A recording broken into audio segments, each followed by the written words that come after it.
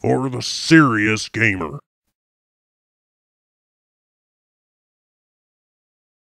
Hey, it's Guns for Hire from NextGenTactics. This is our multiplayer novice guide video series, and this is the second part of the Part 4 game types.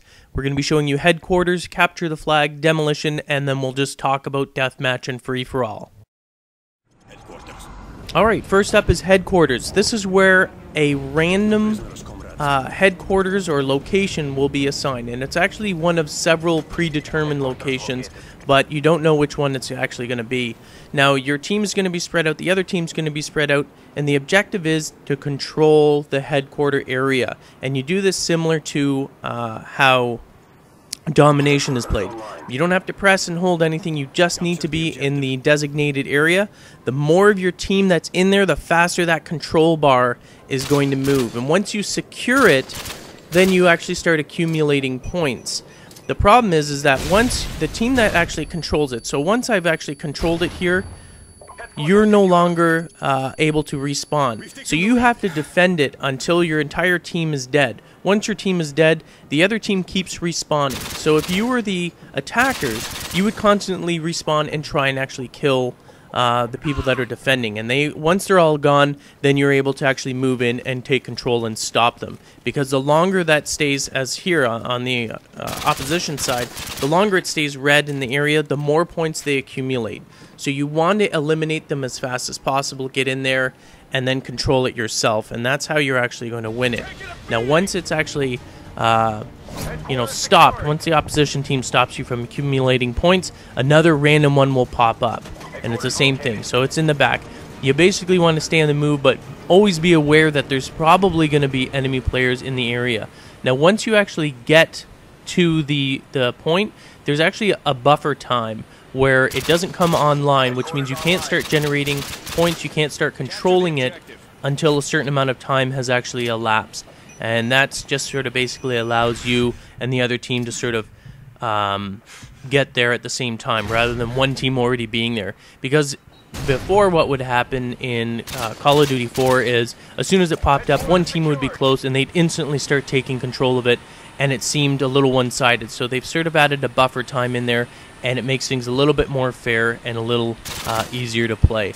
So again, once you take control of that, you're going to want to actually prevent the enemy players from taking it back. Stay in there. I mean, you don't actually have to stay right where the bomb is. You can actually go on the outside. It's a good strategy to have people on the outside preventing them from coming in, because if they just rush you, throw grenades and everything at you, you're going to die and you're not going to get a lot of points. So the objective here, obviously, and I've changed the amount of points that you need to accumulate just to, I believe, 50, just to show you a win here. But that's how you win the game.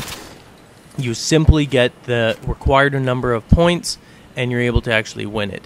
Now, I'm not going to show you here. I'll just fast forward it to the end, and then we'll show you the win.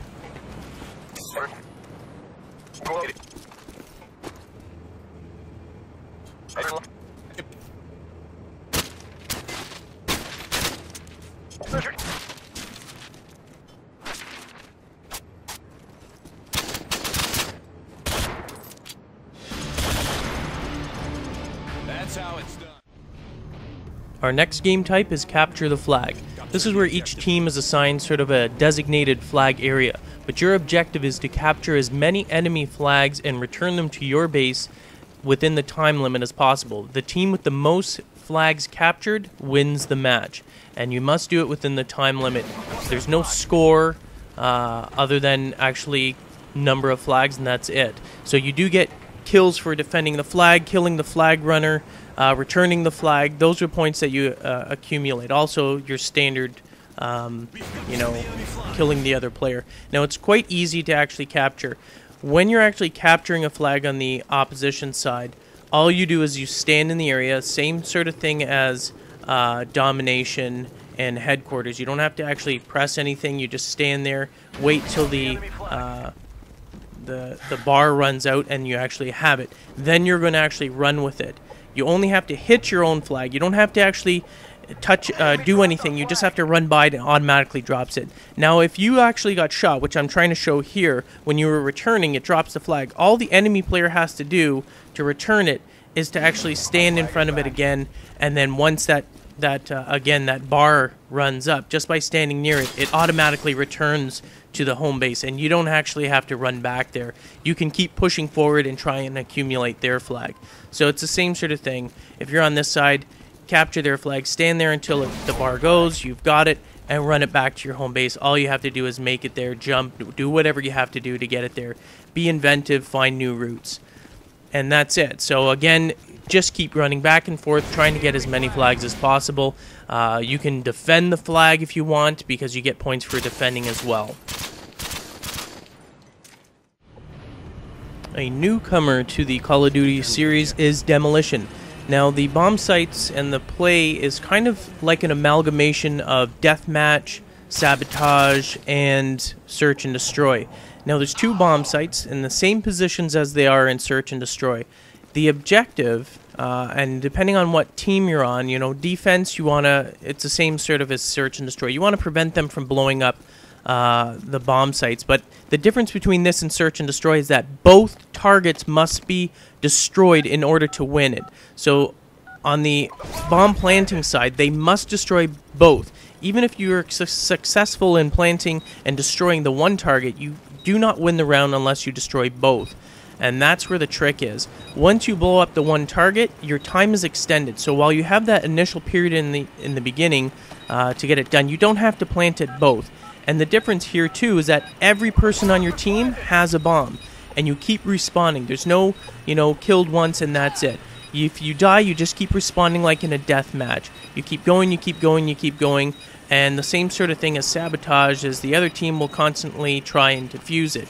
Once it's defused, you just keep going back and forth until the other team is either successful in blowing it up, or the defense team is successful in preventing your team from destroying both targets. Now, here's the last one left, and you saw that it was time extension, because they were, the other bomb blew up, so it extends the time and allows the team to actually destroy the second target. So now we're going to go to opposition, and we're going to plant the bomb. To win the overall match, now there's individual sort of, parts, you'll do it back and forth. I should say the match you win, but the overall game on this, you need 2 wins. So you only need to have either 2 defense or 2 offense, and you will win the game. So once this is done, we'll just let the timer run out. Obviously once it's planted, same as before, you want to defend that bomb area. Prevent the defense from coming in. They will constantly respawn. So there's no, it's a high action game. It's sort of a, the people that didn't like Search and Destroy because you kept on dying and then you never got to come back, this is sort of their answer to it.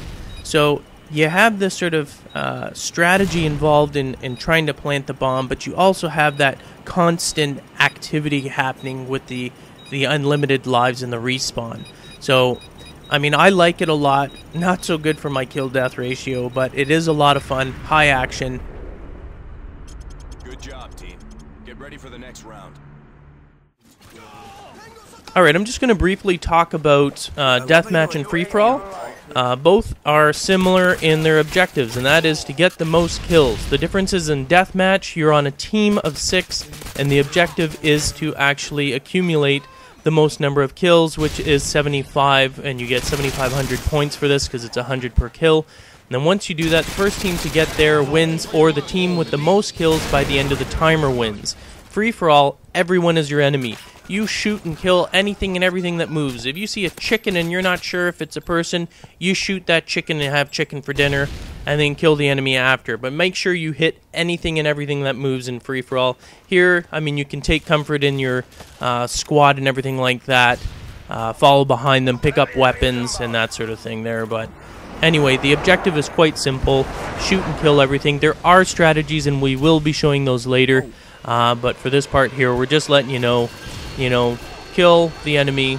Very, very simple, very basic, but it's a lot of fun, a lot of high action, and you can usually get a lot of usage out of your kill streaks.